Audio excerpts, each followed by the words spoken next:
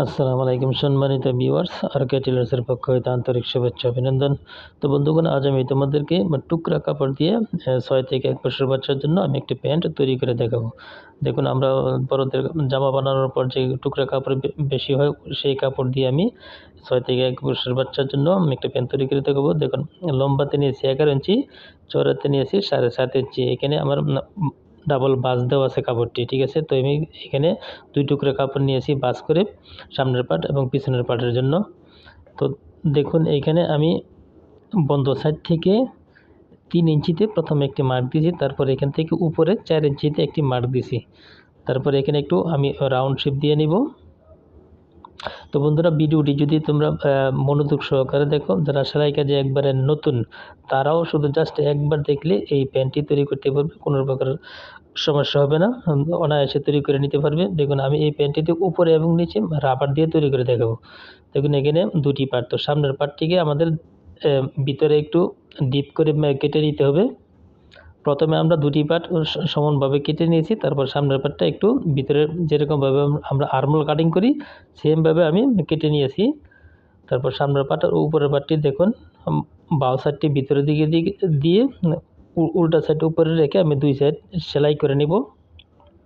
তো বন্ধুরা, ভিডিওটি মনোযোগ সহকারে দেখলে আপনারা অনায়াসে টুকরা কাপড় দিয়ে আপনারা অনায়াসে বাচ্চাদের জন্য প্যান্ট তৈরি করে নিতে পারবেন। দেখুন, আমি বাচ্চাদের জন্য 6 থেকে 1 বছর বাচ্চার জন্য আমি প্যান্টটা তৈরি করছি।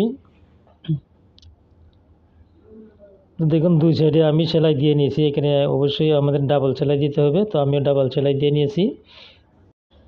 তারপর আমি নিচের সাইডটাও দেখুন এরকমভাবে সেমভাবে আমি এখানে ডাবল সেলাই দিয়ে নিব। তো দেখুন, আমি ডাবল সেলাই দিয়ে নিয়েছি। এখন জাস্ট এটাকে আমি পাল্টি করে নিব। দেখুন, নিচের অংশ অর্থাৎ পায়ের সাইডে আমি প্রথমে হালকা চিকন করে ভাঁজ দিয়ে একটা সেলাই দিয়ে নিব। তো সেমভাবে আমরা কি করব, দোনো সাইডে এরকমভাবে একটি করে সেলাই দিয়ে নেব প্রথমে। দেখুন, আমি যেরকমভাবে সেলাই দিয়ে নিচ্ছি।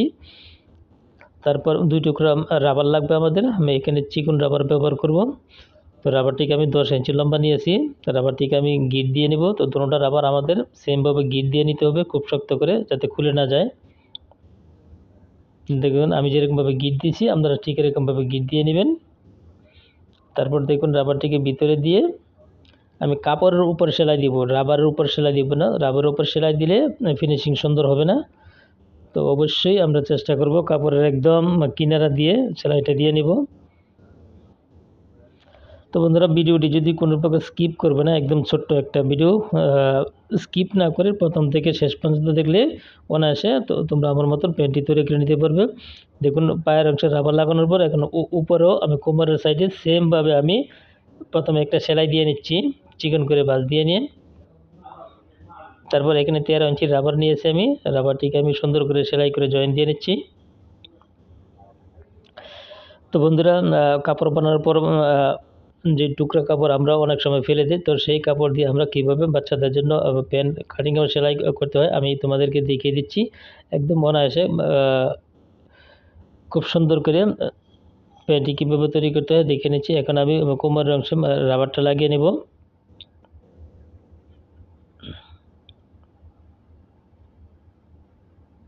তো সেমভাবে দেখুন, এরকমভাবে রাবারটা বসিয়ে ভিতরে প্রথমে আমরা একটা বাঁশ দিব, কাপড়টাকে উপর দিয়ে একদম কাপড়ের কিনারা দিয়ে আমরা সেলাই দিব, রাবারের উপর সেলাই দিব না। রাবারের উপর সেলাই দিলে ফিনিশিং সুন্দর হবে না। আমাদের এই জিনিসটাকে অবশ্যই এখানে খেয়াল রাখতে হবে, রাবারের উপর যাতে সেলাই না পড়ে। তো সুন্দর করে এরকমভাবে টেনে টেনে আমরা কোমরের রাবারটা প্রথমে একটা জয়েন দিয়ে নিব।